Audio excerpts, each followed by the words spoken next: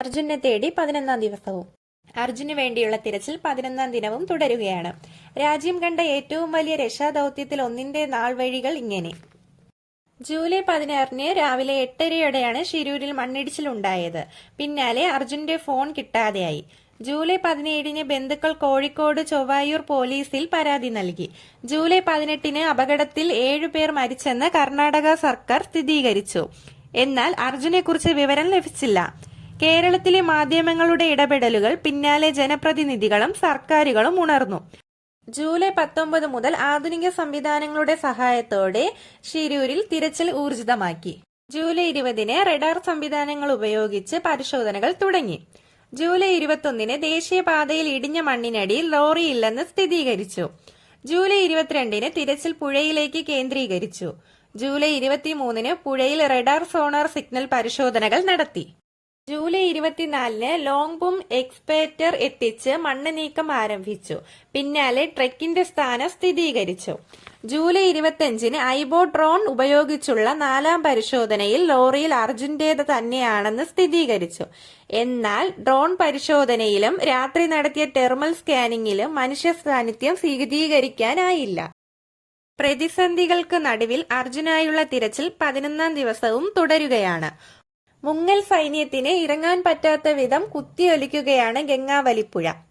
അടിയൊഴുക്ക് അതിശക്തമാണ്. Drone ഉപയോഗിച്ചുള്ള പരിശോധനയാണ് നിലവിൽ നടക്കുന്നത്.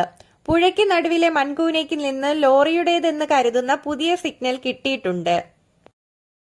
ഇന്ന് 11ാം നാൾ. ഇന്ന് ലോറി എടുക്കുമെന്നാണ് കരുതിയത്. എന്നാൽ പകുതിയിൽ വച്ച് ശ്രമം തകർന്നു. ഇന്നലെ അർജുന്റെ ലോറി കിടന്ന സ്ഥലം കണ്ടുപിടിച്ചു എന്നാണ് സൈനികർ പറഞ്ഞത്. എന്നാൽ ഇന്ന് അവർ സംശയം പറയുന്നത് അത് അർജുന്റെ ലോറി ആണോ എന്ന്.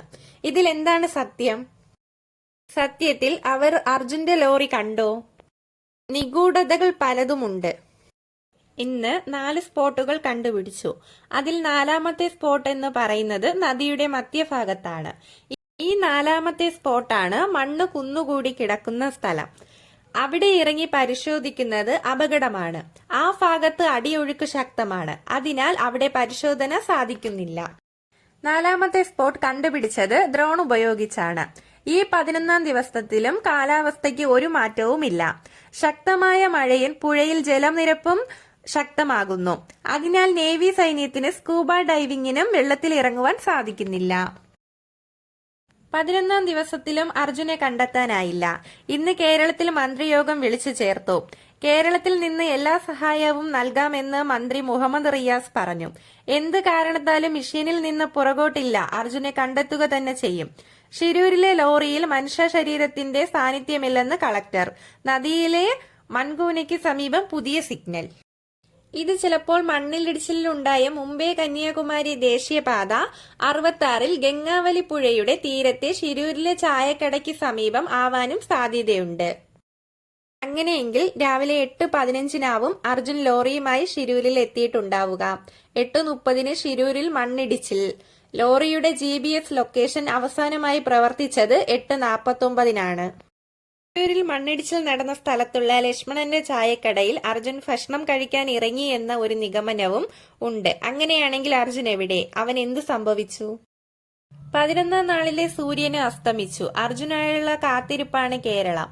പ്രതീക്ഷ കൈവിടാതെ അർജുനായി കാത്തിരിക്കുകയാണ് കേരളത്തിലെ എല്ലാ ജനങ്ങളും.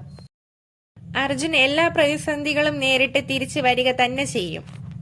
അർജുനായി കാത്തിരിക്കുകയാണ് കേരളത്തിലെ എല്ലാ ജനങ്ങളും.